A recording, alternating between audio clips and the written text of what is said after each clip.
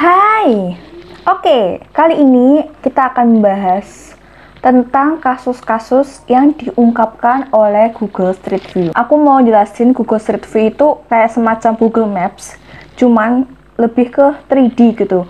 Jadi kita tuh bisa melihat keadaan secara langsung, kayak bentuk rumah kayak gimana, pohon kayak gimana, kayak gitu. Sebelum kalian nonton video ini, sebenarnya kalian subscribe dulu. Semoga konten aku semakin berkembang, bisa memberikan konten-konten yang menarik. Jangan lupa komen di bawah kalau kalian ada ide untuk aku bikin video apa, atau kritik dan saran untuk aku. Jangan lupa follow Instagram aku di Ainutahira. Siji, loro, telu, gendang nonton. Oke, kita masuk ke kasus yang pertama ya. Kolam renang ilegal di Yunani atau Athena. Menurut kalian, kita salah nggak sih punya kolam renang pribadi? Kalau di zaman sekarang, alasan orang memiliki kolam renang pribadi itu untuk masalah privasi. Jadi kayak ke kolam renang pribadiku aja lebih privasi, lebih bersih ya. Jadi pada saat itu kota Athena mempunyai aturan mengenai pembatasan jumlah kolam renang pribadi, baik di perumahan elit maupun perumahan biasa. Jadi untuk pembuatan kolam renang sendiri itu diperlukan izin yang panjang dan juga pengurusan pajak yang rumit. Pada saat itu pemerintah mencatat ada 324 kolam renang legal, tapi kenyataannya jumlah tersebut merupakan jumlah yang sedikit daripada kolam renang ilegal yang ditemukan pada saat menggunakan Google Street View. Kenapa kasus ini bisa terungkap? Maksudnya, kenapa pemerintah bisa tahu adanya jumlah kolam renang ilegal itu lebih besar ketimbang jumlah kolam renang legal? Karena pada saat itu Athena mengalami krisis ekonomi yang bisa menyebabkan kebangkrutan kota. Akhirnya pemerintah membuat tim khusus untuk memeriksa adanya penyelewengan pajak yang mungkin saja terjadi dalam pembangunan properti yang tidak memiliki izin, termasuk kolam renang ilegal. Jadi tim penyelidik ini memanfaatkan Google Earth untuk melihat dan menghitung jumlah kolam renang pribadi di perumahan biasa maupun elit. Cara ini baru pertama kali dipakai oleh pemerintah Athena. Kemudian penyelidik ini menemukan 17.000 kolam renang ilegal di setiap rumah yang tersebar di sepanjang kota. Jumlah yang sangat banyak dibandingkan kolam renang yang tercatat oleh pihak pemerintah. Ditemukan pula villa ilegal yang diperuntukkan untuk turis-turis yang datang ke Yunani, di mana villa itu tidak memiliki izin, bahkan tidak pernah membayar pajak. Setelah terbongkarnya kasus ini, Yunani itu memiliki titik terang dari ancaman kebangkrutan, tetapi sudah terlambat. Negara Yunani sudah dikatakan bangkrut oleh Bank Dunia karena memiliki utang-utang yang sangat banyak. Menurut aku, cara yang dilakukan oleh pemerintah untuk melihat adanya kolam renang ilegal menggunakan Google Earth itu sangat canggih ya. Jadi menurut aku, kalau kalian menemukan kasus yang mana bisa dilihat oleh Google Earth itu bisa loh dipecahkan, ya nggak sih? Saran aku, kalian bisa melihat keadaan rumah pacar kalian menggunakan Google Earth loh. Sumpah itu recommended banget. Kasus ini terjadi di Swiss, di mana pihak kepolisian setempat berhasil membongkar ladang ganja seluas 7.500 meter persegi. Jadi ladang ganja ini disembunyikan di antara lahan jagung. Jadi lahan jagung, di tengah-tengahnya ada lahan ganja. Ladang ganja terkuak berkat adanya pengamatan di Google Earth. Sebelumnya, pihak kepolisian mendapatkan laporan dari warga mengenai ladang ganja tersebut. Tapi untuk memastikan kebenaran informasi tersebut, pihak kepolisian kemudian mengecek menggunakan Google Earth, dan pihak kepolisian itu kayak benar-benar kaget. Loh, kok ada ladang, sepetak ladang yang mencurigakan?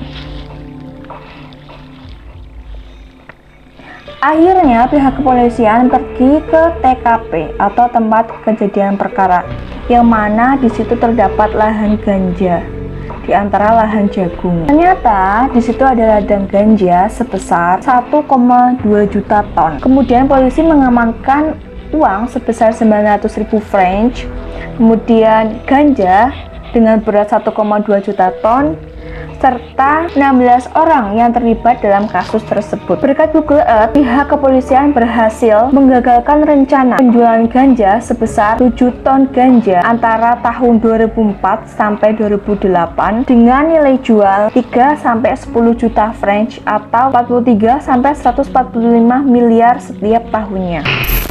Kali ini Google Street View menangkap sebuah rumah di Detroit, Michigan. Teras rumah itu terdapat 5 orang pemuda yang nampaknya tidak senang dengan melintasnya mobil Google Street View. Bahkan ada seorang pemuda itu menodongkan senjata tajam ke arah Google Street View pada saat melintas. Kejadian ini terjadi pada September 2009. Pihak kepolisian tidak sengaja menemukan gambar tersebut pada Juli 2020 atau 1 tahun setelahnya. Karena pihak kepolisian curiga atas tindakan yang dilakukan oleh pemuda ini, kemudian pihak kepolisian menelusuri rumah tersebut. Pihak kepolisian kaget ketika melihat di dalam rumah tersebut terdapat bayi yang sudah membusuk di dalam kloset kamar mandi rumah itu.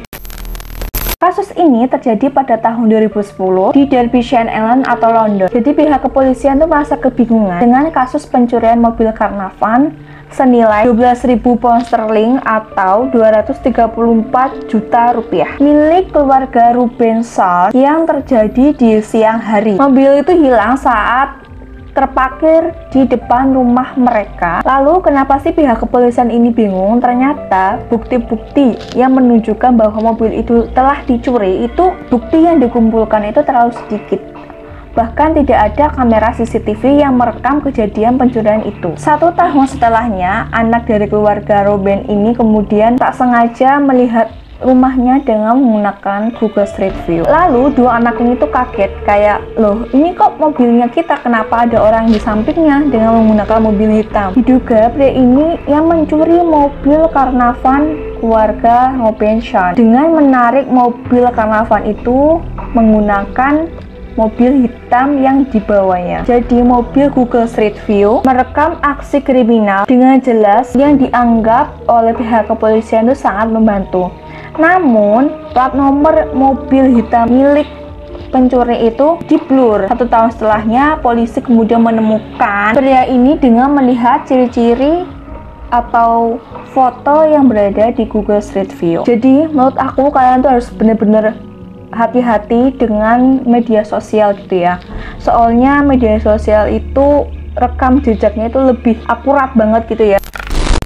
Kasus ini terjadi di Wellington, Florida, di mana William Ardmore, pria yang berusia 40 tahun, menghilang pada 7 November 1997. William terakhir terlihat pada pukul 11 malam saat mengendarai mobilnya untuk pulang. Pada malam kejadian, William diketahui sedang berada di klub. Jam 21.30 malam, dia sempat menghubungi kekasihnya bahwa dia itu akan pulang. Aku akan pulang nih dari klub gitu. Jam 11 malam, dia pulang dengan mengendarai mobil. Sampai keesokan harinya, dia belum juga pulang rumah. Bahkan sampai sekarang itu belum diketahui di mana sih dia tuh gitu, kok nggak pulang-pulang. Setelah pencarian benar-benar dilakukan oleh pihak kepolisian dan FBI, bukti-bukti dikumpulkan, namun tidak ada titik terang tentang keberadaan si William. Akhirnya kasus ini tuh mengendap. 21 tahun kemudian, tepatnya pada tahun 2019, kasus William mulai terlihat jelas. Mobilnya tidak sengaja ditemukan oleh seorang surveyor properti yang ingin melihat lokasi perumahan Grand Isles, Wellington. Kebetulan dia melihat lokasi perumahan yang akan dia huni itu menggunakan aplikasi Google Street View. Sambil mencari, dia menemukan gambar yang terlihat seperti mobil, jadi bentuknya kotak yang tenggelam di kolam. Kemudian dia melaporkan hal ini kepada pihak polisian untuk diselidiki apakah ini benar-benar mobil apa enggak. Kemudian polisi menemukan mobil dengan keadaan mobil penuh lumpur dan lumut. Evakuasi dilakukan, kemudian temukan tulang belulang yang diidentifikasi sebagai jasad dari si William. Dikabarkan pada malam kejadian saat si William ini nyemplung ke kolam, dia itu pulang dalam keadaan tidak mabuk. Dugaan muncul karena adanya kecelakaan tunggal, di mana si William itu kehilangan kendali dan kemudian nyemplung ke kolam.